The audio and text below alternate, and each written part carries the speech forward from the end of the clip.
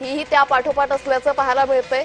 तर इकडे राज्यातील तपशील आपण पाहतोय। बारामतीत सुनेत्रा पवार यांचा एकतर्फी विजय हा जवळपास निश्चित झालाय। मताधिक्याची औपचारिकता फक्त बाकी असल्याची माहिती ही बारामती पोटनिवडणुकीतून समोर येते।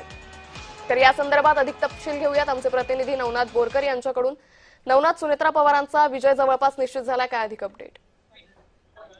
नक्कीच अंकिता, खऱ्या अर्थाने आता बारामती पोटनिवडणुकीची तिसरी फेरी जी आहे ते पूर्ण झालेली आहे। यामध्ये 26,773 मतांनी जे आहे ते सुनेत्रा पवार आघाडीवर आहेत। खऱ्या अर्थाने त्यांच्या विरोधात जे 22 उमेदवार आहेत त्यांना अवघे 10, 20, 30 अशा प्रकारचे मत मिळत आहे। यामुळे सुनेत्रा पवार यांचा एकतर्फी विजय जो आहे तो निश्चित आहे। आणि त्यामुळे एकंदरीतच अगदी काही वेळातच सुनेत्रा पवारांचा विजय हा निश्चित झाल्याचं पाहायला मिळेल। या संदर्भातले अपडेट घेत राहू। तुर्तास धन्यवाद नवनाथ, आपण दिलेल्या सविस्तर माहितीसाठी।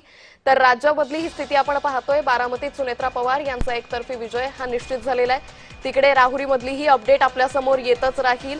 राहुरीमध्ये तिसऱ्या फेरी अखेर भाजप आघाडीवर गेल्याचं सध्या पाहायला मिळतंय।